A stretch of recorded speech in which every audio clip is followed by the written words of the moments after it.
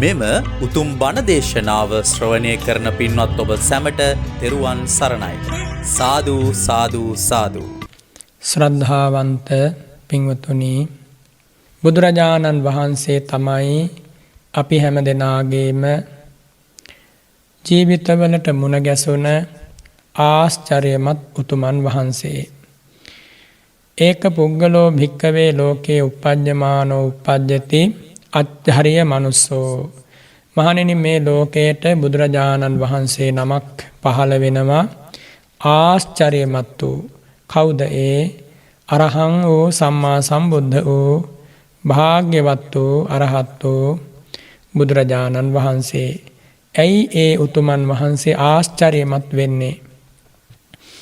ඒ උතුමන් වහන්සේගේ ජීවිතයේ සාමාන්‍ය මිනිසුන්ට, දෙවියන්ට, බ්‍රහ්මයන්ට නොපිහිටන අපමණ පින් ලකුණු පිහිටලයි තියෙන්නේ. සාමාන්‍යයෙන් ලෝකෙ කෙනෙක් මව් කුසින් බිහි වෙනකොට මල මුත්‍රා ගොඩේ තැවරිලා දුගඳ හමමින් අම්මට මහා වධයක් ලබා දීලා තමයි මව් කුසින් බිහි වෙන්නේ. ඒ බිහි වෙලත් හරියට වහින වෙලාවක අතුවල තෙමි ඉන්න වඳුරෙක් රිලවෙක් වගේ අත්පා හකුළුවාගෙනයි නික්මෙන්නේ. හැඬු කඳුලින් නික්මෙන්නේ. සාමාන්‍ය කෙනෙකුගේ උපත එහෙමයි සිද්ධ වෙන්නේ. තැනක් හරියට කියන්න බෑ. වෙලාවක් හරියට කියන්න බෑ. අවිනිශ්චිතයි. හැබැයි ඒ භාග්‍යවත් වූ අරහත් වූ බුදුරජාණන් වහන්සේ මේ ලෝකෙට පහළ වුණේ ලුම්බිනී සාල වනෝද්‍යානයේ. දෙවියන්ගේ බ්‍රහ්මයන්ගේ සාදුකාර මැද. හරියට ධර්ම කථිකයෙක් ධර්මාසනයෙන් බහිනවා වගේ. වෙනත් විදිහකින් කිව්වොත් ඉනිමගකින් බිමට බහිනවා වගේ. තවත් විදිහකින් කිව්වොත් හරියට ස්වර්ණමය ඇතිරිල්ලකින් වසා තිබූ චිත්තරංග මාණික්‍ය රතනයක් ඒ වස්ත්‍රය විවර කරලා බලනවා වගේ. ඒ තරමින්ම පුදුම සහගතයි ඒ පහළවීම. එනිසායි අච්චරිය මනුස්සෝ කියලා කියන්නේ. ඒ වගේම ඒ පහළ වෙන වෙලාවේ මේ මහී මණ්ඩලය රාව ප්‍රතිරාව නින්නාද දෙදී කම්පා වුණා. මේ මිහි මඩල මතින් අනේක වර්ණ මල් මතුවුණා. ගහකොලේ, මහ පොළොවේ, ගල් පර්වතවල, කඳු සිඛරවල හැමතැනම මලින් පිරී ගියා. ආශ්චර්ය මිනිස්සෙක් කිව්වේ ඒකයි. ජල තටාක, මුහුදු, වැව් අමුණු පොකුණු ගංගා ඇලදොල සුපිපි සුවඳ මලින් ගැවසී ගත්තා. ආශ්චර්ය මිනිස්සෝ කිව්වේ ඒකයි. ගලන ගංගාව මොහොතකට නතර වුණා. ආශ්චර්ය මිනිස්සෝ කිව්වේ ඒකයි. පායන ඉරමඩල, පායන හඳ මඩල සිහිල් වුණා. අහසින් දෙවිවරු මල් වරුසා බිම පතිත කළා. දිව්‍යමය තූර්ය නාද වාදන භාණ්ඩ ඉබේම නාද වුණා. දිගන්තේට කිසිදා දකින්නට නොලැබුණ රැස් මඩලු විහිදී ගියා. ඒකයි ආශ්චර්ය මිනිස්සෙක් කිව්වේ. මේ මහ පොළොවට පහළ වෙච්ච මොහොතේ පටන්ම සිරිපා මේ භූමියේ ඔබ ඔබා තබ තබා ඇවිද ගියා. ඒ සිරිපා පිළිගන්නට මිහි මඩල පලාගෙන සත් පියුම් පිපුණා. ඒකයි අච්චරිය මනුස්සෝ කිව්වේ. ඒ විතරක් නෙමෙයි, තවත් අප්‍රමාණ කරුණු ඒ සම්බුද්ධ ජීවිතයේ ආශ්චර්යමත් ලෙස දෙවි මිනිසුන්ට දැක ගන්න ලැබුණා. ඒ සම්බුද්ධ ජීවිතයේ තිබූ සෑම පියවරක්ම ආශ්චර්යයි. හිතපු විදිහ ආශ්චර්යයි. ජීවිතේ ක්‍රියාත්මක කරපු හැටි, සිතුවිලි ධාරාව ඒ නික්ලේශී හදවතේ ආශ්චර්යයි. ඒ ජීවිතය හැම පැත්තෙන්ම සුන්දරයි. ඒ ජීවිතයේ මිහි මඩලට ආශිර්වාදයක් පමණක් නෙවෙයි, දසදහසක් සක්වලට, මේ මුළු විශ්වයේ අනන්ත සක්වලට ආශිර්වාදයක් වුණා. ඒකයි අච්චරිය මනුස්සෝ කිව්වේ. සාමාන්‍ය රජකුමාරවරු හිතපු විදිහට නෙමෙයි හිතුවේ. රජසැප අයිති කරගන්න නෙමෙයි හිතුවේ, අතහරින්නයි හිතුවේ. කවද්ද රජසැප අතහරින්නේ කියලා. ඒකයි අච්චරිය මිනිස්සෙක් කිව්වේ. කවද්ද මම රජමැදුරින් සමුගෙන යන්නේ කියලා හිතුවේ. කවද්ද මේ රජසැපත ඉවත් කළා දාන්නේ සොඳුරු හුදකලාවක කසාවතක් දරාගෙන බවුන් වඩමින් සදහම් සුව අමා නිවන් සුව විඳින්නේ කවදාද? එයයි ඒ සම්බුදු හදවතේ පැතුම වුණේ. එනිසයි අච්චරිය මනුස්සෝ කියලා කිව්වේ. මේ මිහි මඩලේ ඒ වගේ පුද්ගලයෝ අපි දන්න ඉතිහාසයේ එකම කෙනයි පහළ වුණේ. දෙන්නෙක් පහළ වෙලාම නැහැ. බොහෝ ඈතක ඒ අපේ බුදුරජාණන් වහන්සේ වදාරනවා කාශ්‍යප නම් වූ බුදුරජාණන් වහන්සේ නමක් පහළ වුණා කියලා. එතනිනුත් එහා පැත්තේ කොණාගමන නම් වූ බුදුරජාණන් වහන්සේ නමක් පහළ වුණා. ඊටත් එහා පැත්තේ කකුසඳ නම් වූ බුදුරජාණන් වහන්සේ නමක් පහළ වුණා. මේ මහා භද්‍ර කල්පයේ බුදුවරු 4 නමක් පහළ වුණා. සෙසු සත්වයන් කෝටි ප්‍රකෝටි සංඛ්‍යාත්මකව සැබවින්ම කියන්නට බෑ. ඒ උත්සාහයත් නිෂ්ඵලයි. අපමණ සත්වගක් තියෙන එකම වචනයනේ අප්‍රමාණ කියන එක. අපමණ සත්වය උපදින්නේ නැති, මැරෙන්නේ නැති, දිරන්නේ නැති, අපමණ සත්වය රජ වෙන්නේ නැති, අපමණ සත්වය සිටු වෙන්නේ නැති, මැති ඇමති වෙන්නේ නැති. ඒවත් දුර්ලභ නෑ. එනිසා ඒ අත්තන්ට අච්චරිය මනුස්සෝ කියලා කියන්නේ නෑ. ආශ්චර්යමත් මිනිසා කියලා කියන්නේ එකම කෙනෙකුට ලෝකේ බුදුරජාණන් වහන්සේට පමණයි. පසේ බුදුරජාණන් වහන්සේලාත් පහළ වුණා. බොහෝ ප්‍රමාණයක් පහළ වුණා මේ භද්‍ර කල්පයේ. එනිසා ඒ උතුමන්ට අච්චරිය මනුස්සෝ කියලා කියන්නේ නැහැ. අග්‍ර ශ්‍රාවකවරු, මහා ශ්‍රාවකවරු, ශ්‍රාවිකාවරු, මහරහත් උතුමෝ කෝටි ගණන් පහළ වුණා. ඒත් ඒ උතුමන්ටත් අච්චරිය මනුස්සෝ කියලා කියන්නේ නැහැ. එහෙනම් කාටද අච්චරිය මනුස්සෝ කියන්නේ? බුදුරජාණන් වහන්සේට. ඔබ බිහි කළ අම්මා, පෝෂණය කළ පියා, මුණ ගැහුණ ගුරුවරු, ස්වාමි භාර්යාවරු, දුවා දරුවෝ ඔබට බොහොම සමීපයි. ඒ අයට කවදාවත් අච්චරිය මනුස්සයෙක් කියලා කියන්නේ නැහැ. සාමාන්‍ය මනුස්සයෙක්. ඒ අය සාමාන්‍ය මිනිස්සු මේ මහ පොළවේ. බුදුරජාණන් වහන්සේ අසාමාන්‍ය කෙනෙක්. කොහොමද අසාමාන්‍ය වුණේ? සාමාන්‍ය මිනිස්සෙකුගේ ජීවිතයේ සිදු නොවන දේවල් ඒ ලස්සන සම්බුද්ධ ජීවිතයේ සිද්ධ වුණා. ඒව වචන වලින් කියන්නට බෑ. කිව්වත් කෙලස් භරිත සිත් ඇති මිනිසුන්ට අදහා ගන්නත් බෑ. අදහා ගත්තා හෝ නොවේවා, අදහා නොගත්තා හෝ වේවා, සත්‍යය එයයි. මේ මහ පොළවේ පහළ වූ ආශ්චර්යමත් උතුමානෝ බුදුරජාණන් වහන්සේ. ඒ කටහඬේ මිහිර, වදන්වල ඇති සත්‍ය රසය, සිතගත නිවාලන ලයාන්විත ආමන්ත්‍රණය, කරුණාබර, මුදිතාබර සෙනෙහස, ඒ ජීවිතය මුළු මනින් ආලෝකමත් කළා. විතරක් නෙමෙයි, ඒ සම්බුදු රූ මඩල උපමා ගැන දන්නා කවියෙකුටවත්, ගී ගැන දන්නා, පද ගැන දන්නා, පබැදුම් ගැන දන්නා කිසිම කෙනෙකුට වර්ණනා කරන්න බෑ, ලියන්න කියන්න බෑ.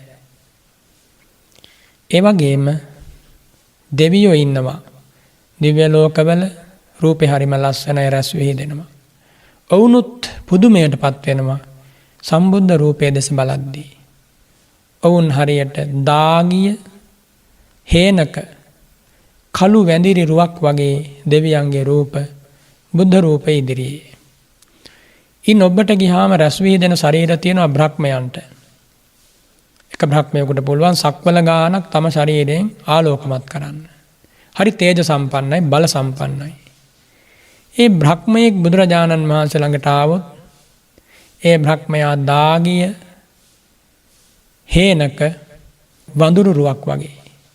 ඒ තරම්ම නිස්ප්‍රභ වෙනවා. සමාන කෙනෙක් නෑ රූපයෙන්. මනුස්ස ලෝකේ කියන්නම දෙයක් නෑ.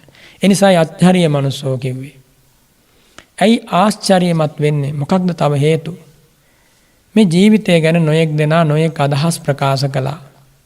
විවිධ විසම දෘෂ්ටි විවිධ අදහස් ජන සමාජයට මිනිස් මනසට එකතු කළා.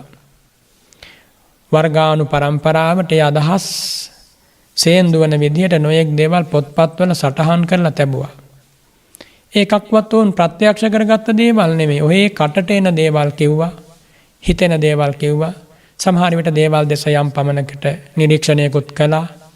කොයියම් ආකාරයකින් හෝ වේවා ඒ කියපු දේවල් අද වෙනකොට සෑහෙන තරමකට වෙනස් වෙලා අලුත් වෙලා සත්‍ය වූ එකක් දෙකක්වත් හොයාගන්න නැති තරම් ඉතිහාසයේ. එහෙනම් මේ පුද්ගලයන්ගේ ප්‍රකාශ කලින් කලට වෙනස් වෙනවා. ඒ අදහස් කලින් කලට සංශෝධනය වෙනවා. ඒ සොයා ගැනීම කලින් කලට අලුත් වෙනවා. ඒ බුදුරජාණන් වහන්සේ ලෝකයට සනාතන දහමක් දේශනා කළා. ඒ දහමට අපි කියන්නේ ශ්‍රී සද්ධර්මයයි කියලා. විවිධ භාෂාවන්ගේ විවිධ වචන වලින් මේ ධර්මය හඳුන්වනවා. ආගම කියලා කියනවා, දර්ශනය කියලා කියනවා, බුදුබණ කියලා කියනවා. කොයි විදියට කිව්වත් බුදුමුවින් සිරිමුව මඩලින් වදාළ හැම වදනක්ම අමා බණපදයක් කියලායි කිව යුත්තේ. ශ්‍රී සද්ධර්මය කියලායි කිව යුත්තේ. ඒ ශාන්ත දහම අදත් හෙටත් ඉතිහාසෙත් වෙනස් වෙන්නේ නැහැ. වෙනස් කරන්නත් බෑ.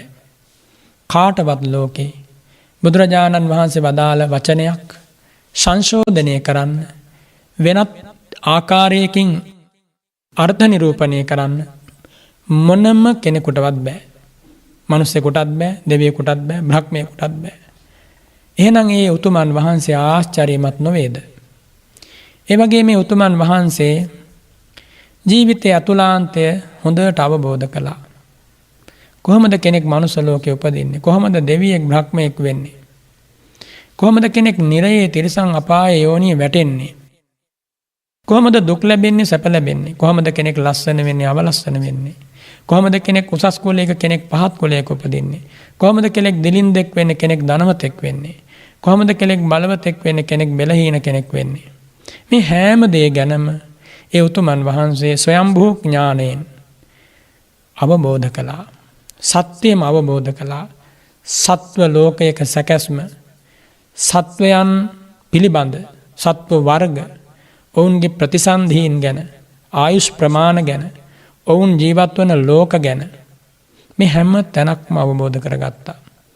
කගින්වත් අහලා නෙමෙයි, තනියම. ඒ අවබෝධය ලෝසතුන්ට ලබා දුන්නා. ඒකයි පුදුම සහගත. එනිසායි ඒ උතුමන් වහන්සේ ආශ්චර්යමත් මිනිසෙක් කියලා කියන්නේ. ඒ වගේ මේ දස බලධාරී තථාගතයන් වහන්සේ මිනිසුන්ට සත්‍ය රසය තම හදවත තුළින් මතු කරගන්නට මාර්ගය කියා දුන්නා. එනිසායි ඒ උතුමන් වහන්සේ අත්‍යරිය මනුස්සෝ කියන්නේ. කොහොමද මේ මාර්ගය කියා දුන්නේ? ඒ උතුමන් වහන්සේ සත්‍ය ධර්මයක් සත්‍ය පුහුණුවකින් පිළිගත හැකි වැඩපිළිවෙලකින් තම ජීවිතය තුළින් ප්‍රත්‍යක්ෂ කළා. ආන්නේ ප්‍රත්‍යක්ෂය ශ්‍රාවකයන්ටත් ප්‍රත්‍යක්ෂ කර ගැනීම පිණිස දේශනා කළා. මෙහෙමයි දේශනා කළේ. යම් පුද්ගලයෙක් මහා ශෛලමය පර්වතයක් මත්තකයට අමාරුවෙන් නගිනවා. කාලයක් තිස්සේ පොර බදලා වෙහෙසිලා නොඑක් විදිහේ අභියෝගයන්ට අවිනිශ්චිත භාවයන්ට මුහුණ දීලා නගිනවා මේ ගල් පර්වතයේ මුදුනට. ලිස්සන තැන්, වැටෙන තැන්, පැටලෙන තැන්, හිතා ගන්නවත් බැරි තැන් කොහොමද නගින්නේ කියලා මුහුණ ගැසුණා. ඒ හැම තැනක්ම තනියම කවුරුවත් හිටියේ නැහැ. තනියම නැගගත්තා. මුදුනටම නැගගත්තා. ඒ පර්වතය මුදුනට නැගගත්තාම හැම තැනක්ම පේන්න ගත්තා. බිම ඉන්න කාලේ නොදකපු බොහෝ දේවල් පෙනෙනවා. කඳු වැටි පෙනුණා. වෙල් යායවල් ජනපද පෙනුණා. ගව මහිසාදී සතුන් ඉන්න තැන් පෙනුණා. දොළපාරවල් දියපාරවල් උනන සයන්ජාත පොකුණු පෙනුණා. මහා ඈත පිහිටි දුර වනාන්තර පෙනුණා. රාජමාලිගා සිටුමාලිගා පිහිටා ඇති ආකාරය පෙනුණා.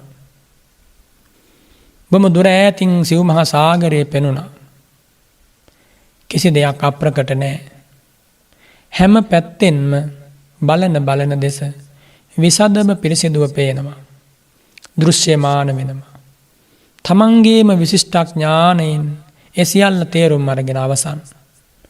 තනියමයි පර්වතයේ මත්තර නැගගත්තේ. බිම හිටපු කාලේ නොදැකපු නොවිඳපු අවබෝධ නොකළ බොහෝ දේ දැක්කා, වින්දා, අවබෝධ කළා. තනියමයි ඒ දේ කළේ. ඉන් නොනැවති ඒ උතුමන් වහන්සේ පර්වතයට නැගීමට බලාපොරොත්තු වන, නැගීමට කැමති, සියල්ල තමන්ගේ ඇස් දෙකින්ම දකින්න කැමති මිනිසුන්ට ආරාධනා කළා. ආපාරුතා තේසං අමතස්ස ద్వාරා. මම නුඹලාට අමා ద్వාරය විවර කරනවා මේ මහා පර්වතයේ මස්තකයට නැග ගන්න. පඤ්ඤා පසාද මාරුයිය ප්‍රඥාව නම් වූ ප්‍රාසාදයේ මස්තකයට නැගලා මම හාත්පස බලනවා. නුඹලාත් කැමති නම් මේ පර්වතයට නැගගෙන තමන්ගේ ඇස් දෙකෙන් හාත්පස බලා ගන්න. ඔය අතර බිම ඉන්නවා විශාල පිරිසක්. නොඑක් ඇදහිලි, නොඑක් ආගම්, නොඑක් විශ්වාස, නොඑක් මතවාද ඇති අති බහුතරයක් ඉන්නවා බිම. ඉතින් මේ ආරාධනාව ඔය කාටත් ඇහෙනවා. පිළිගන්නේ නැහැ හැමෝම. සල්ප දෙනෙක් පිළිගන්නවා. පිළි අරගෙන පර්වතයේ මුදුනට නගින්න පටන් ගන්නවා. මුදුනේ ඉන්න උතුමන් වහන්සේ පාර කියනවා. නියමාකාරයෙන් පාර කියනවා. නගින්න ඕනි තැන්, හැරෙන්න ඕනි තැන්, ලිස්සන තැන්, වැටෙන තැන් හැමතැනක් ගැනම අනාවරණය කරනවා. අර බුද්ධිමතා ඒ ඔස්සේම හොඳින් කල්පනාවෙන්, ඉවසීමෙන්, දුරදක්නා නුවණින්, හැඟීම් පාලනයකින් පර්වතයේ මස්තකයට නගින ගමන ආරම්භ කරලායි තියෙන්නේ. උඩ ඉන්න උතුමන් වහන්සේ නිරන්තරයෙන් අවවාද ලබා දෙනවා. කොයිම වෙලාවකවත් මග හරින්නේ නැහැ. හැම පියවරකදීම ළඟ ඉන්නවා. උඩට එනකම්ම පාර කියනවා. හැබැයි Taman තමයි නගින්නට ඕන. Taman තමයි වීරිය පවත්වන්න ඕන. Taman තමයි කායික මානසික වීරියෙන් උඩට නගින්න ඕන. හැබැයි පාර කිව්වේ නැත්නම් එයා වැටෙනවා. පාර කිව්වේ නැත්නම් එයාට නගින්නත් බෑ. පාර කියන්නම ඕන. වෙන කෙනෙකුට පාර කියන්න බෑ බිම ඉන්න කෙනෙකුට. කිව්වොත් බොරුවක්. පර්වතයේ මුදුනේ ඉන්න කෙනා විතරයි පාර දන්නේ. වෙන කවුරුවත් දන්නේ නැහැ. කවුද මේ පර්වතයේ මුදුනේ ඉන්නේ? භාග්‍යවත් බුදුරජාණන් වහන්සේ. කවුද උඩට නගින්නේ? මේ උතුම් ධර්මය අවබෝධ කරගන්න කැමති භික්ෂු භික්ෂුණී, උපාසක උපාසිකා කියන සිව්වණක් පිරිස. ඔවුන් අර පර්වතයේ මස්තකයේ සිටින උතුමන් වහන්සේගේ කීම ආසා ශ්‍රද්ධාවෙන් වෙහෙස දරලා කාලයක් තිස්සේ පුහුණු වෙලා කවදා හෝ දවසක අර පර්වතයේ මස්තකයට නැග ගන්නවා. නගිනකොටම ඒ අත්තන්ගේ දෑසට පෙනෙනවා හාත්පස ගව් ගානක් පේනවා. ඇද්දිට්ටියක් මානේ පේනවා. පමන කරන්න බැරි දුරක් පේනවා. අර ගංගා, ඇලදොල කඳු වැටි සාගර, වෙල් යායවල් ඔය කියපු හැමදේම පේනවා. ඉතින් අර බුදුරජාණන් වහන්සේ පෙන්වා වදාළ ජීවිත යථාර්ථයේ රහතන් වහන්සේලා දකිනවා. දෙව්ලොව, බඹලොව, සතර අපායේ, මිනිස් පුරය, මේ සක්වල පිටසක්වල ඔය හැමදේම රහතන් වහන්සේලා තම තම විශිෂ්ට ඥාණයෙන් දකිනවා. අපි හිතමු අර පර්වතයේ මුදුනට නැගගත්ත කෙනා ඇතැම් විට එයාගේ ජීවිතයේ එයාගේ ඇස් දෙක පේන්නේ ටිකක් දුරට විතරයි. සමීපේ පර්වතයේ සමීපේ තියෙන වෙල් යායවල්, කඳු වැටි, ගෙවල්, ජනපද ටික පේනවා.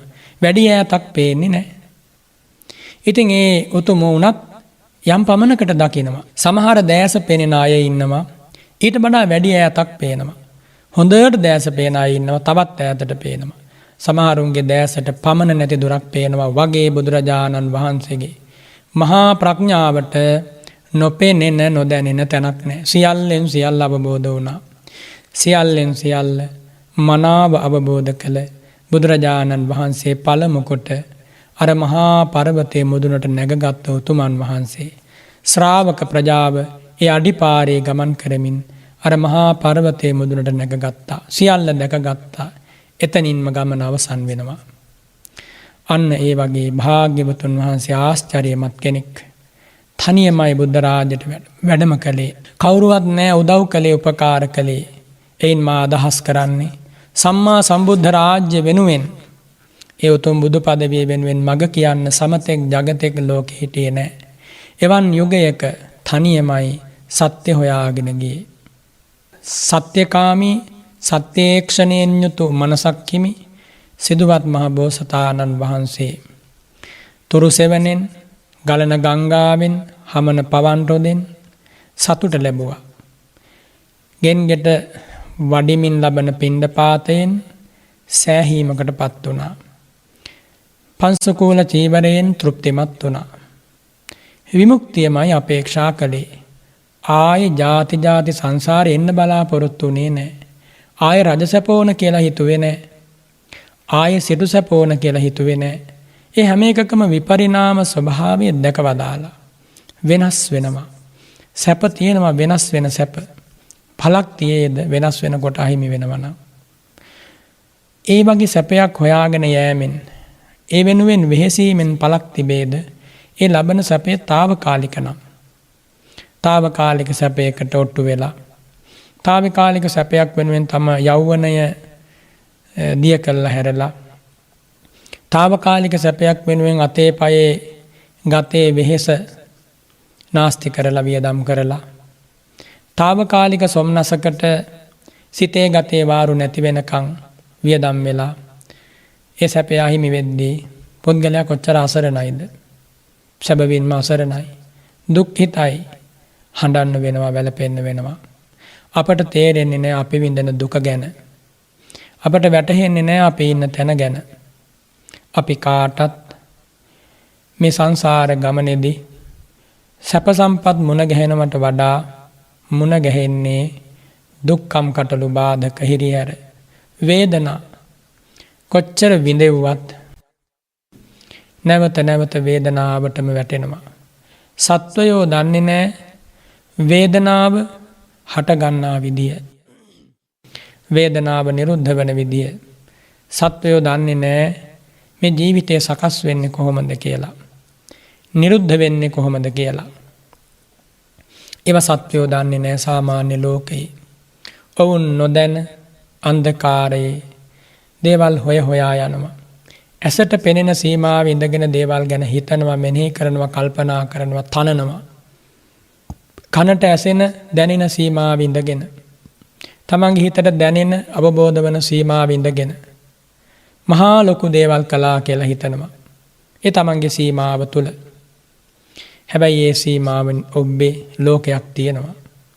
ඒ සීමාවෙන් ඔබේ සාමාන්‍ය නුවණට නොවැටහෙන ධර්මතා සිද්ධ වෙනවා. අපට පෙනෙන මිනිස් රූප, තිරිසන් රූප හැරුණු කල പ്രേත සත්වයෝ, අසුර සත්වයෝ, නිරි සත්වයෝ, දෙවියෝ, බ්‍රහ්මියෝ ඉන්නවා. ඒ අයගේ ජීවිතවලටත් අපට වගේම සැප දුක් උපේක්ෂා වේදනා දැනෙනවා. ඒ අයත් සැපයට කැමති, දුකට අකමැති. ඒ අයත් කර්මය දායාද කරගෙන ඉන්නේ. ඒ අයටත් කර්මයේ පිළිසරණ හැර වෙන පිළිසරණක් නැහැ. ඔය කොයි කවුරුත් සංසාර ගමනට වැටිලා ඉන්නේ. తాවකාලික නවාතැනකට ගිහිල්ලා ඉන්නේ. දෙව් මැදුරක හිටියත්, බ්‍රහ්ම විමානයක හිටියත් తాවකාලිකයි. එය පිරිපුන් රැකවරණයක් නොවේ. පිරිපුන් ශාන්තියක් නොවේ. පිරිපුන් ආශිර්වාදයක් නොවේ. එහෙනම් හොයාගත යුත්තේ කවදාවත් දිරන්නේ නැති, කවදාවත් වෙනස් වෙන්නේ නැති, කවදාවත් අහිමි නොවෙන ශාන්තියක්, රැකවරණයක්. ඒ සොයන්නට පුළුවන්. ඒ උදෙසාමයි මේ අමා ධර්මය. ඒ ශාන්තිය ඉපදිලා ලබන්න බෑ. ඒ ශාන්තිය දිරණ මැරෙන දේවල් එක්ක ලබන්න බෑ. ඒ ශාන්තිය රූපයෙන් ලබන්න බෑ. වේදනා සංඥා සංඛාර විඥාණයෙන් ලබන්න බෑ. ඇසෙන් කනෙන් නාසයෙන් දිවෙන් කයින් මනසින් ලබන්න බෑ. රූප ශබ්ද ගන්ධ රස පොට්ටබ්බ ධම්මයන්ගෙන් ලබන්නට බෑ. කුමකින්ද ලබන්නට පුළුවන්? ලෞකික දෙයින් ලබන්න බෑ ඒ ශාන්තිය. නව ලෝකෝත්තර ධර්මයක් තියෙනවා. අන්නේ ලෝකෝත්තර ධර්ම උපදවා ගත්තොත් නොදිරන, නොමැරෙන, නොගෙවෙන අසීමිත අමිල ශාන්තියක් ලබන්නට පුළුවන්. කුමක්ද නොදිරෙන නොමැරෙන නොගෙවෙන ශාන්තිය? සෝවාන් මගඵල, සකදාගාමි මගඵල, අනාගාමි මගඵල, අරහත් මගඵල කියන සතර මාර්ගඥාන සතර පරඥානයන් අවබෝධ වීමෙන් ලැබෙන ජාති මරණ වලින් අත මිදී ගිය අසංඛත ධාතු සංඛ්‍යාත නිර්වාණ ධාතුව. එය අවබෝධ කළ යුතුයි. ඇස් දෙකෙන් දකින්නට බෑ. ප්‍රඥාව නම් වූ ඇසින් දැකිය යුතුයි. ඒ උදෙසා තමයි බුදුරජාණන් වහන්සේ සියලු සත්වයන්ට මේ අනුත්තර අනුශාසනාව සිද්ධ කොට වදාළේ. ඒ වෙනුවෙන් තමයි අපි මේ පේවෙන්නේ. ඔබ මේ බණ අහන්නේ, අපි ධර්ම දේශනා කරන්නේ, මේ හැම දෙයක්ම අරමුණු වෙන්නේ අන්නේ ලෞතුරා සුවය වෙත. ලෞකික සුවයෙන් ලෞතුරා සුවය වෙත ප්‍රවේශයක් හදා දුන් බුදුරජාණන් වහන්සේ මෙලොවටත් සැනසීම, පරවලටත් සැනසීම උපදවන මාවත සැබවින්ම විවර කළා. ජීවිතය කියන්නේ බොහෝ ප්‍රශ්න වලින් පිරී ගිය තැනක්. ප්‍රශ්න ඉදිරියේ හැඬීම වැළපීම බොහෝ දෙනාගේ පුරුද්ද. ඒ පුරුද්ද ඒ විදිහටම මුළු ජන සමාජයටම ඒ ආකාරයෙන්ම පවතිනවා. හඬ හඬා ඉඳලා වැළපි වැළපි ඉඳලා දුකෙන් නම් අත මිදෙන්න හම්බ වෙන්නේ නැහැ. වීරියක් නැතුව ඉඳලා මන්දෝත්සාහයෙන් ඉඳලා දුකින් නම් අත මිදෙන්න හම්බ වෙන්නේ නැහැ. දුකින් අත මිදීම තබා සාමාන්‍ය ජීවිතයේ කටයුතු වලදී වුණත් බලවත් වීරියක් අවශ්‍ය වෙනවා. වීරිය කුමකටද? දුක් අවසන් කිරීම පිණිස. දුක කුමක්ද? මේ ජීවිතය. ඇයි දුකක් වන්නේ? හටගෙන නැසී යන නිසා. එයින් අවසන් වෙන්නේ නැහැ. නැවත හට ගන්නවා, නැවත නැසී යනවා. සංසාර ගමන පුරාවට උපන් වාර, මිහි දන්වන වාර අප්‍රමාණයි. සංසාර ගමන පුරාවට බෙලි කැපුම් කාපු වාර අප්‍රමාණයි. හැඬු කඳුළු සතර මහා සාගරයේ ජලයට වැඩි. ගැලූ රුහිර ධාරා සිව් සමුදුරේ ජලය පරයනවා. අපි අකමැත්තෙන් අපේ ඇස් සුගුල්ලපු වෙලාවේ ඇස් ටික එකතු කළොත් තරු කැට පරයනවා. අපි අකමැත්තෙන් නිර්දෝෂීව ඉඳගෙන බොරු වැරදිකාරයෝ හැටියට අල්ලාගෙන දඩු කඳේ තබා හිස ගසපු වාර දහක් දෙදහක් එම නෙමෙයි. ලක්ෂයක් කෝටියක් වශයෙන් කියන්න බෑ. අපමණයි. ජීවිතවල අනේක දුක් වින්දා. හිතවතුන් ඥාතීන් එක්ක සමගියෙන් සතුටින් හොඳින් කල් ගෙව්වා ඉතිහාසයේ. එහෙම ජීවත් වෙලා ඉඳලා අන්තිමට නොසිතූ මොහොතක, නොපැතූ මොහොතක, අදිසි නිමේෂයක ඔවුන් අපෙන් වෙන් වුණා. ඔවුන් අපව අතහැර ගියා. ඔවුන් අපෙන් ඈත් වෙලා නොපෙනෙන්නම යන්න ගියා. ඒ නදහස් කළේ ඔවුන් නැවත සංසාර ගමනේ මුණ ගැහෙන්නේ නැහැ කියන එක නෙමෙයි. ඔවුන් ඈත් වෙලා ගියා. ඒ ඈත් වෙද්දී ඇස් දෙකට කඳුළු ආවා, ඇඬුවා, වැළපුණා. පපුවේ අත් දෙක ගසා ගත්තා. ඔළුවේ අත් දෙක ගසා ගත්තා. බිත්තිවල මහ පොළවේ ඔළුව හප්ප ගත්තා. හැඬුවා, වැළපුණා. ඒ අහිමි වීම දරා ගන්නට බැරුව එකවරක් නෙමෙයි, දෙවරක් නෙමෙයි, සංඛ්‍යාත්මකව කියන්නට බැරි වාර ගණනක් ඔය අහිමි වීම සිද්ධ වුණා. සමු ගැනීම සිද්ධ වුණා. එක්වීම සිද්ධ වුණා. එක්වීම සතුටු කඳුලින් සමරන මිනිස්සු වෙන්වීම ගැන හිතන්නේ නැහැ. වෙන්වීම කඳුලින් අවසන් වන බව එක්වන මොහොතේදීම හිතන්නට පුළුවන් නම් ප්‍රඥාව පහළ වෙනවා. ජීවිතය ගැන ගැඹුරු පාඩමක් බුදුරජාණන් වහන්සේ උගන්වා වදාළේ. ගැඹුරු පාඩමක් කිව්වේ තවත් පාඩම් නැහැ. තියෙන එකම සහ අවසාන ගැඹුරුම පාඩම ජීවිතය පිළිබඳ පාඩම. මොන පාඩම් ඉගෙන ගත්තත්, මොන ශේස්ත්‍රයන් ගැන දැනගත්තත්, ජීවිත පාඩම් ඉගෙන ගත්තේ නැති කෙනෙකුට ජීවිත අවබෝධයක් ලැබෙන්නේ නැහැ. බාහිර මොනව අවබෝධ කරගත්තත් ජීවිත අවබෝධයක් නැති පුද්ගලයා ප්‍රඥාවන්තයෙක්, ඥානවන්තයෙක් නෙමෙයි. එයාගේ දැනුම, එයාගේ තොරතුරු එකතුව, සංඥා පද්ධතිය නොබෝ කලයි පවතින්නේ. අහිමි වෙලා යනවා. අපේ මතක ශක්තිය, ධාරණ ශක්තිය, උගත්කම්, නැනවත්කම්, ධනවත්කම්, බලවත්කම්, කුලවත්කම් මේ හැම දෙයක්ම වයසට ගිහිල්ලා ලෙඩ ඇඳේ වැතුනහම පළක් වන්නේ නැහැ. යන්තම් නැගිටලා හෙට මෙහෙට යන්න පුළුවන් කාලේ විතරයි ඔවගෙන් යාන්තම් හෝ වැඩක් ගන්න පුළුවන්. අපි අසරණ වෙනකොට වයස්ගත වෙනකොට අපිට උගත්තුය කියලා එහෙම කවුරුවත් සලකන්නේ නැහැ. මතක ශක්තිය නැති වෙලා අර මුල් කාලේ පතෙන් පොතෙන් ගත්තේ දැනුමත් එක්ක ලෝකේ යම් නමක් හදාගෙන ජනප්‍රියව හිටියට කාලයක් යනකොට ඒවා අමතක වෙනකොට තමම්ම නොයෙක් විදිය විකාර අදහස් ප්‍රකාශ කරනකොට පුංචි කිරිදරුවෝ දොඩවනවා වගේ දොඩවනකොට වයස්ගත උදවිය අවසානයේදී ඔවුන්ටත් අර සාමාන්‍ය මිනිසෙක් වගේම දැනුගත්කමක් නැති මිනිසු වගේම දිරන්නට මැරෙන්නට සිද්ධ වෙනකොට ඔවුන්ගේ ජීවිතවලටත් අවසානයේ මේ මහ පොළොවට පස් වෙන්න සිද්ධ වෙනකොට කිසි දෙයක් ඉතුරු වන්නේ නැහැ.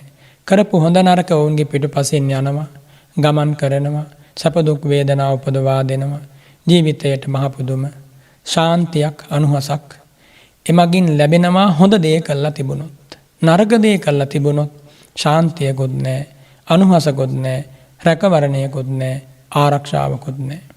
එනිසා ජීවිතය ගැන ගැඹුරින් හිතන්න, නුවණින් හිතන්න, කල්පනාකාරී වෙන්න. බුදුරජාණන් වහන්සේ දහම් වදාලේ ලොවක් සුවපත් කරන්න, කෙනෙක් දෙන්නෙකුට නෙමෙයි. බුදුරජාණන් වහන්සේ අමා දහම් වදාලේ සව් සතුන්ට, මිනිසුන්ට විතරක් නෙමෙයි. බුදුරජාණන් වහන්සේ මේ උතුම් සත්‍යය හෙළිදරව් කළේ හැම ජාතියකටම අයිති මිනිසුන්ට, මනුෂ්‍යත්වය අගයන්නන්ට, ගුණධර්ම අගයන පුද්ගලයන්ට, ජීවිතය ගැන ගැඹුරින් හිතන්න පුළුවන් මිනිසුන්ට, ප්‍රඥාවන්තයන්ට, ලාමක හුරතල් දේවල් වලට රැවටෙන, පැටලෙන, බොළඳ අදහස් තියෙන අයට නෙමෙයි. ඇසෙන් සතුටු වෙන, කනෙන් සතුටු වෙන, එයම සරණ කොට ජීවත් වෙන, නොපෙනෙන දෙවියෙකුට ජීවිතේ ඉරණම බාර දීලා තියෙන පුද්ගලයන්ට නෙමෙයි මේ ධර්මයේ දේශනා කළේ. කාටද දේශනා කළේ? තමන්ගේ හදවතින් විශිෂ්ට ඥානයක් උපදවාගෙන ජීවිතය දකින්න, ලෝකය දකින්න කැමති වන අයටයි මේ දහම දේශනා කළේ. බුදුරජාණන් වහන්සේගේ උත්තම ධර්මය ප්‍රඥාවන්තයින්ට පමණයි. දුෂ්ප්‍රඥයන්ට අයිති වන්නේ නැහැ. ප්‍රඥාවන්තයා කියන කෙනා, ඒ ප්‍රඥාව එයාගේ තීරණය වන්නේ බාහිර උගත්කම් දැනුවත්කම් වලින් නෙමෙයි. භාෂාවන් ඉගෙන ගත්තය පමණින්, නොයෙක් විදිහේ ශිල්ප ශාස්ත්‍ර කලා ඉගෙන ගත්ත පමණින් එයා ප්‍රඥාවන්තයෙක් වෙන්නේ නැහැ. එයා උගතෙක් වෙන්නට පුළුවන්. යම් ශාස්ත්‍ර පිළිබඳව ඥානයක් තියෙන කෙනෙක් වෙන්න පුළුවන්. සීමිත කාලයකට ඒ ඥානය වළංගු වේවි. මේ ප්‍රඥාව කියන්නේ බුදුරජාණන් වහන්සේ ඒ සියල්ලටම වඩා වෙනස් ධර්මයක්. ඔය කොයි දෙයක් තියෙනවා යථාර්ථයක්, සත්‍යයක්. අන්නේ සත්‍ය දක්නා නුවණටයි ප්‍රඥාව කියලා කියන්නේ. ජීවිතේ මතු පිටින් පේන දේ නෙමෙයි ඇතුළත පවතින්නේ. ඒ දේ හොයන්නට නුවණ අවශ්‍යයි. ධර්මයේ ඉගෙන ගන්නට ඕන, දැනුගත්කම් වලිනුත් සහයෝගය අවශ්‍ය වෙනවා. හැබැයි මේ සියල්ලටම වඩා මේ තථාගත ධර්මය තුළ ජීවිත අවබෝධය ලැබීම පිණිස සිතක් සමාධිමත් කරන්නට ඕන. ඒ සමාධිය පිණිස උපකාර වෙනවා සීලමය ප්‍රතිපදාව. සීලවන්ත භාවයක් නැති කෙනෙකුට හිතේ සමාධියක් ඇතිවන්නේ නැහැ. මෙහිදී සමාධිය කියන්නේ සිතේ එකඟ බව. විවිධ අරමුණු වල විසිර යන්නට නොදී එක් අරමුණක කුසලාරම්මණයක පිහිටුවා ගැනීමේ හැකියාවට කියනවා සමාධියයි කියලා. අන්නේ සමාධියෙන්, ඒ සමාධි මනෝභාවයෙන් සාමාන්‍යයෙන් ඇස් දෙකෙන් නොදකින, සාමාන්‍ය මනසට නොවැටහෙන, සාමාන්‍ය සිතට හඳුනා ගන්න බැරි බොහෝ ධර්මතා හඳුනා ගන්නට පුළුවන්. ඒ සිත බාහිර අරමුණු වලින් මුදවාගෙන අපි බලාපොරොත්තු වන අවශ්‍ය එක අරමුණක පුහුණු කරනකොට ඒ අරමුණ වඩාත් පැහැදිලි වෙනවා, පිරිසිදු වෙනවා.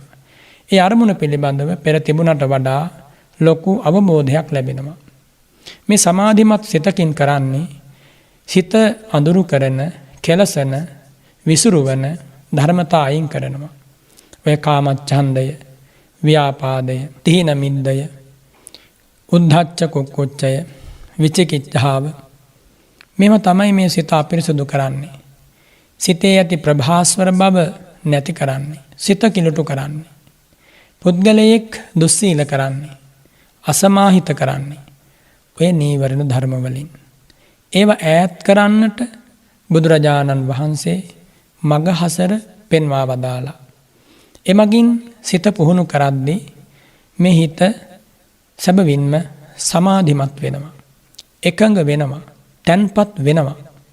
තැන්පත් සිතකින් දකින දේ ඇවිස්සිච්ච සිතකින් දකින්න බෑ. තැන්පත් සිතකින් ලබන අවබෝධය ඇවිච්චේත සිතකින් දකින්න බෑ. කවුරුන් හෝ මේ ලෝකෙ කියනවා නම් නොයෙක් උගත්කම් නිසා, දැනුමුතුකම් නිසා, ශිල්ප ශාස්ත්‍ර හැදෑරීම නිසා මම අවබෝධ කළා කියලා ඒක පිළිගන්නට බෑ. අවබෝධයයි සාමාන්‍ය බුද්ධියයි තථාගතයන් වහන්සේගේ උතුම් ධර්මාවබෝධයයි කියන්නේ දූරස්ත වූ ධර්මතා දෙකක්. තථාගතයන් වහන්සේගේ ශ්‍රී සද්ධර්මයෙන් ජීවිතය ආලෝකමත් වීම උපමාවකින් කිව්වොත් මේ ඉරමඩල උදා වෙනකොට මේ පෘථිවි ගර්භය ආලෝකමත් වෙනවා වගේ. හැබැයි කණා මැදිරි එළියකින්, තරු එළියකින් මේ පොළව ආලෝකමත් වෙන්නේ නැහැ. කණා මැදිරි එළියෙන්, තරු එළියෙන් මේ මහීකත් ආලෝකමත් වන්නේ නැහැ. කුමකින්ද එහෙනම් ආලෝකමත් වන්නේ? ආලෝකමත් වන්නේ ප්‍රඥාවෙන්. බුදුරජාණන් වහන්සේ වදාළ ධර්මයෙන් ලැබෙන ආලෝකය අර ඉරමඩලකින් ලැබෙන ආලෝකය වගේ. එහෙනම් ඒ ප්‍රඥාව නොලබාගත්ත කෙනෙක් ප්‍රඥාවක් පහළ කරගත්තා කිව්වට, දැනුමක් තියෙනවා කිව්වට පිළිගන්නට බෑ. අනෙක් අතට හිතක විසම සිතුවිලි ඇති තාක් ඒ පුද්ගලයා විශ්වාස කරන්නට බෑ. රාගය යම් තැනකද ප්‍රශ්න එතනයි. ද්වේෂය යම් හිතකද ප්‍රශ්න එතන. මාන්‍ය අහංකාරකම, පලිගැනීම, ඊර්ෂ්‍යාව, මසුරුකම යම් තැනකද ප්‍රශ්න ඇති වෙන්නේ එතන. රාගය නැති තැනක ප්‍රශ්නයක් ඇති වුණාද? ද්වේෂය නැති කාගේ ළඟද ප්‍රශ්න ඇති වුණේ? මාන්‍ය අහංකාරකම, ඊර්ෂ්‍යාව, පලිගැනීම තරංගය නැති තැනක ප්‍රශ්න ඇති වෙලා නැහැ ලෝකේ කවදාවත්. එහෙනම් ප්‍රශ්න ඇති වුණේ කොතනද? තරංගය තුල, පරයායම තුල, රාගය තුල, ලෝභය, මසුරුකම තුල, මමත්වය තුල, ඒ වගේම මසුරුකම, ඊර්ෂ්‍යාව තුල තමයි ප්‍රශ්න ඇති වුණේ. මොනවද ඒ ප්‍රශ්න? එන කොටා ගැනීම, ගහමරා ගැනීම, බැන ගැනීම, පහර කෑම, තවත් නොයෙක් විදිහේ ප්‍රශ්න. හැමදේම ඇති වුණේ ඔය කෙලෙස් ධර්ම නිසා, පාප ධර්ම නිසා. බුදුරජාණන් වහන්සේ දහම් වදාළේ අන්නේ පාප ධර්ම පිටු දකින්න, පාප ධර්ම දුරු කරන්න, පාප ධර්මයන්ගෙන් ඈත් වෙන්න, පාවූ මල සෝදා හරින්න. කොච්චර ලස්සන වේද හිතක්. එබඳු රාගයෙන් තොර වූ සිතක් විරාගී සිතක්. එබඳු දේශයෙන් තොර වූ සිතක් මෛත්‍රී පුණ්‍ය සිතක්. එබඳු දුර්ගුණ වලින් තොර වූ සිතක් කුසල් දහම් වලින් පිරී ගිය සිතක්. ඔබ හිතනවාද කිසිදාක එහෙම ජීවිතයක ප්‍රශ්න ඇති වෙයි කියලා? ඇති වෙන්නේ නැහැ. ප්‍රශ්නයක් ඇති වුණේ බෙදා ගන්න ගියාම, ප්‍රශ්නයක් ඇති වුණේ බදා ගන්න, සිප වැළඳ ගන්න ගියාම, ප්‍රශ්න ඇති වුණා නම් ඇති වුණේ මේ මගේ කෙනා, මේ මට අයිති නැති කෙනා කියලා ලං කරගන්න, වෙන් කරගන්න ගියාම, ප්‍රශ්න ඇති වුණේ මේ මගේ දේ කියලා අයිති කරගන්න ගියාම, ප්‍රශ්න ඇති වුණේ තරඟ කරන්න ගියාම, ප්‍රශ්න ඇති වුණේ එකට එක කරන්න ගියාම, ප්‍රශ්න ඇති වුණේ රාග, ద్వේෂ, මෝහ වඩන හිතක. ඒවා නැත්නම් යම් හිතක ප්‍රශ්න ඇතිවන්නේ නැහැ. එහෙනම් හැමදාම ලෝකේ ප්‍රශ්න ඇති වුණා නම් ඇති වුණේ අපිරිසිදු සිත් තියන අය අතර. පිරිසිදු සිත් තියන අය අතර ප්‍රශ්න ඇති වුණේ නැහැ. බුදුපසේ බුදුමහරහත් උතුම තමයි මේ මහී මණ්ඩලයේ පහළ වූ පිරිසිදුම හිත් තියෙන උතුම. ඒ අය අතර බුදුරජාණන් වහන්සේ අසමයි, අසම සමයි, උදාරයි, පිවිතුරුයි. ඒ ආශ්චර්යමත් උතුමන් වහන්සේ මේ ලෝකයට ආශ්චර්යමත් ධර්මයක් දායාද කළා. ඒ දහමින් සැනසෙන්නටයි මා මේ ඔබට මේ මොහොතේ මේ බණපදයෙන් සිහිපත් කළේ. ඒ ශාන්තිය ලබන්නට නම් මේ අහන ධර්මය ජීවිතයට ගලප ගන්නට ඕන. බහුම් පිචේ සංහිතං භාසමානෝ නතක්කරෝ හෝති නරෝ පමත්තෝ. බොහෝ ධර්මය ඇහුවත්, ඒ ධර්මයේ කිව්වත්, ඒ ධර්මයට අනුව ජීවිතය සකසාගෙන නැත්නම් බුදු බණ අහන එක හොඳයි, හිතන එකත් හොඳයි, එයින් පින් සිද්ධ වෙනවා. ඒ දහම ජීවිතයට ගලපාගෙන සිතට, කයට, වචනයට, ద్వාරත්‍රයට පමුණුවා ගත්තේ නැත්නම් ඒ දහමෙන් ඵල ලැබෙන්නේ නැහැ. ඒ දහමෙන් ජීවිතයේ සුවපත් වන්නේ නැහැ. ගෝපෝව ගාවෝ ගණයම් පරේසං න භාගවා සාමඤ්ඤස්ස හෝති.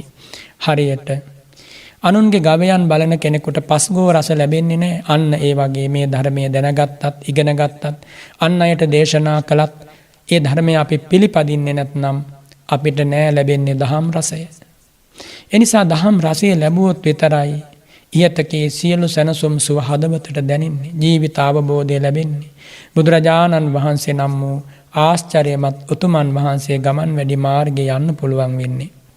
අප්පම්පිතේ සංහිතම් භාසමානෝ ධම්මස්ස හෝති අනුධම්මචාරී. ස්වල්ප දෙයක් හෝ මේ ධර්මයේ ඉගෙන ගන්නව එක බණපදයක් හෝ ඒ බණපදේ ඉගෙනගෙන ධර්මයට අනු හැසිරෙනවා. රාගංච දෝසංච පහාය මෝහං. රාගයේ ද්වේෂය මෝහය මානය දුරු කළා දානවා. සම්මප්පජානෝ සුවිමුත්ත චිත්තෝ. මනා ප්‍රඥාවෙන් මහා ප්‍රඥාවෙන් මනාව මිදී ගිය හදවතින් අනුපාදියානෝ ඉදවා හුරංවා සභාගවා සාමඤ්ඤස්ස හෝති. මෙලොවත් පරලොවත් කිසි තැනක් බැඳෙන්නේ නැතුව අල්ලගන්නේ නැතිව හැම උපාදානයන් සිඳ බිඳ දමා හැම කෙලෙසුන් දුරු කර දමා හැම බැඳුම් ලිහා දමා හැම කෙලෙස් මල දුරු කර දමා විරාග විමුක්තියට පත් වූ උතුමන් වහන්සේ මහා රහතන් වහන්සේ. ඒ වගේ උතුමෝ කෝටියක් නෙමෙයි ප්‍රකෝටියක් නෙමෙයි අප්‍රමාණ පිරිසක් මේ මහ පොළවේ හිටියත් කාටවත් ප්‍රශ්න ඇති වෙන්නේ නැහැ. කිසිම තැනක ප්‍රශ්න නැහැ. සුන්දර ලෝකයක් රහතන් වහන්සේලාගේ ලෝකය. ඒ නිසා රහත් උතුමෝ තමයි මිනිස් පුරයට අවශ්‍ය වන්නේ. රහතන් වහන්සේ ළමයි මිනිස් ලෝකයේ පහළ විය යුත්තේ. වෙන කවුරු පහළ වුණත් මොන රජවරයා මොන සිටුවරයා පහළ වුණත් මේ ජන සමාජයට වගතුවක් වෙන්නේ නැහැ. රහතන් වහන්සේලා නැති ජන සමාජය හරියට උපමාවකින්වත් කියන්න බැරි. හරියට ඉර පායන්නේ නැති හඳ පායන්නේ නැති අහස් කුස වගේ පාළුයි අඳුරුයි. බලන්නවත් කැමති නැහැ. තරු කැට බොහෝ තියේවි. හැබැයි පැතූ බලාපොරොත්තු ආලෝකය ලැබෙන්නේ නැහැ. රහතන් වහන්සේලා ලෝකෙට බිහි කළේ බුදුරජාණන් වහන්සේ. බුදුරජාණන් වහන්සේමයි මේ ලෝකයට අවශ්‍ය වන්නේ. බුදුරජාණන් වහන්සේගේ පිහිට පිළිසරණමයි මේ ලෝකයට අවශ්‍ය වන්නේ. වෙන කාගේ ආශිර්වාදයෙන් නැති වුණත් කමක් නැහැ. කවුරුන් අපව තනි කළත් කමක් නැහැ. කාගෙන් අපව ඈත් වෙලා ගියත් කමක් නැහැ. මොකද හේතුව මඩ ගොහරුවේ ඉන්න පුද්ගලයන්ගෙන් බලාපොරොත්තු වෙලා වැඩක් නැහැ. මඩෙන් ගොඩ එන්නට උදව් වෙයි කියලා. වතුර වලක කරවටක් ගිලිලා ඉන්න කෙනෙකුගෙන් බලාපොරොත්තු වෙලා වැඩක් නැහැ. වතුර වලින් ගොඩ එන්නට උදව් වෙයි කියලා. බලවත් රෝගාබාධ වලින් පීඩා වෙන මිනිසුන්ගෙන් බලාපොරොත්තු වෙලා වැඩක් නැහැ. තමන්ගේ තියෙන රෝගාබාධයට පිහිට වෙයි කියලා. අන්ත පිපාසයෙන් පිපාසිත මිනිසුන්ගෙන් පැම්පොදක් බලාපොරොත්තු වෙලා වැඩක් නැහැ. ඒ වගේම හිතවල කරුණා මෛත්‍රියක් නැති මිනිසුන්ගෙන් කරුණා මෛත්‍රිය බලාපොරොත්තු වෙලා වැඩක් නැහැ. එකම තැනයි ඔය හැම සම්පතක්ම උතුරු වෙන පතුරු වෙන සම්බුදු හදමඩල පමණයි ඒ තැන. එහෙනම් බුදුරජාණන් වහන්සේගේ ගුණ සිහි කරන්න. බුදුරජාණන් වහන්සේගේ ජීවිතය ගැන උදේ හවා මෙනෙහි කරන්න. ජීවිතය සුවපත් වෙන හැටි ඔබම අත්විඳින්න. බුදු බලය බුදු තෙද බුදු අනුහස අනන්තයි අපරිමාණයි. ඒ බුදු බලයෙන් තෙදින් අනුහසින් සුවපත් වූ ලෝකය සුවපත් වූ මිනිස් ප්‍රජාව සුවපත් වූ දෙවියෝ බ්‍රහ්මයෝ මොන තරම්ද පුදුම සහගතයි. සම්බුදුරජාණන් වහන්සේගේ පහළවීම ඒ ආශ්චර්යමත් උතුමන් වහන්සේ ගැන කොච්චර කිව්වත් අවසන් වෙන්නේ නැහැ. අවසන් නොවන මහා ගුණ මිහිර ඇති අනන්ත වූ ගුණ වරුණ සම්බුදු වරුණ වෙන දෙයක් නැහැ ලෝකේ. ඒ අනන්ත ගුණ සුවඳින් ආලෝකමත් වූ අනන්ත ගුණ සුවඳින් නිමැ වූ අනන්ත ගුණ සුවඳින් ලොව පොබයාලු ධර්මරාජ බුදුරජාණන් වහන්සේට නමස්කාර වේවා. දෙවි මිනිසුන් මේ උතුම් ධර්මය අවබෝධ කරත්වා දස දිසාවේ සව්සතුන් දහම් අම මිහිර විඳිත්වා සිත් නිවා ගනිත්වා වෛරය දුරු කර ගනිත්වා පාපය අතහරිත්වා සිත මුදිතාවෙන් පිරෙත්වා. ඊර්ෂ්‍යාව මසුරුකම අවශ්‍ය නැහැ. එමගින් හිත දැවෙනවා තැවෙනවා. රාගයේ වෛරයේ මානෙ අවශ්‍ය නැහැ. හිත කෙලසෙනවා පිරිසුදු වෙනවා. පාපය දුරුගුණ කිට්ටුවටවත් වමනා නැහැ. ජීවිතය දැවෙනවා අලු වෙනවා. පිරිසුදු වූ ශ්‍රී සද්ධර්මයේ පමණයි. බුදු ගුණ දම් ගුණ සංඝ ගුණ පමණයි. තෙරුවන් සරණ පමණයි අපට අවශ්‍ය වන්නේ. ඒ සරණින් සැනසෙමු. ඒ සරණ ලබන්නට ඔබට වාසනාව ලැබේවා කියලා මම ආශිර්වාද කරනවා. හොංකොංහි වෙසෙන ඕපී බන්ධුමති ජයලත් මහත්මිය විසින් මේ උතුම් ධර්ම දේශනාවට ආරාධනා කරන්නේ. එතුමියගේ අරමුණ තමයි ඕපී ඩ්‍රම්පි සිඤ්ඤෝ, එවැගේම වයි සිසිලින් නෝනා, කේඑම් දාවින් සිඤ්ඤෝ, මියුරින් පීරිස් යන දෙමව්පියන්ට ඒ ඥාතීන්ට පින් අනුමෝදන් කරන්නට, වික්ටර් සෙල්වඩෝ මහත්මයාට ආශිර්වාද කරන්නට, හොංකොං වල ශ්‍රී ලාංකික බෞද්ධ මධ්‍යස්ථානයේ අනුශාසක සීගිරියේ සුමිත්ත ස්වාමින් වහන්සේට සෙත් ප්‍රාර්ථනා කරනවා, ආශිර්වාද කරනවා. හොංකොංහි වාසය කරන සියලුම ශ්‍රී ලාංකිකයන් හා රට වෙනුවෙන් දිවිපිදූ වීරෝදාර රණවිරුවන්ට පින් අනුමෝදන් කිරීම ආදී වශයෙන් පිවිතුරු බලාපොරොත්තු හිතේ තබාගෙන මේ දේශනාව සිද්ධ කරවා ගන්නි. ඉතින් ඒ හැම දෙනාටම මේ පින් අයිති වේවා. සිත සැනසේවා. දහම් සුවයෙන් සුවපත් වේවා. මියගිය ඥාතිහු පින් අනුමෝදන් වෙත්වා. කාගේ ජීවිතවලට අඩුවක් නැතිව සැනසීම මේ පින් බලයෙන් ලැබේවා. දෙවියන්ගේ පිහිටෝපකාරයත් ලැබේවා. අපේ ඥාතිහු අපි කළ පින් අනුමෝදන්ම සුවපත් වෙත්වා. ඉදං වෝ ඥාතිනං හෝතු සුඛිතා හොන්තු ඥාතයෝ. ඉදං වෝ ඥාතිනං හෝතු සුඛිතා හොන්තු ඥාතයෝ.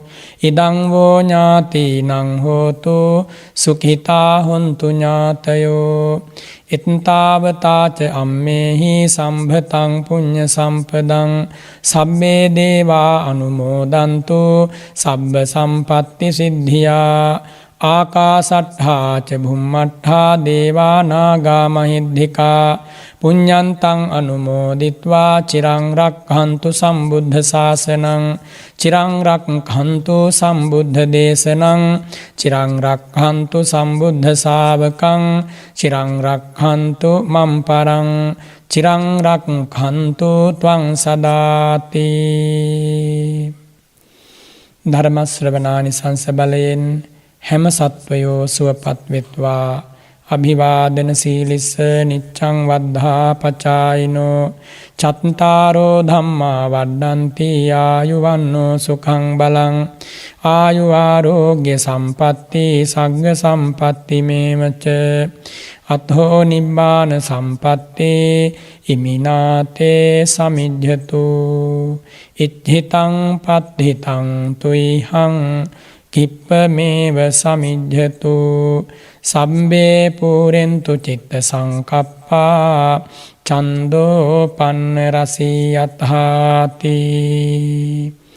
සාධු සාධු සාධු.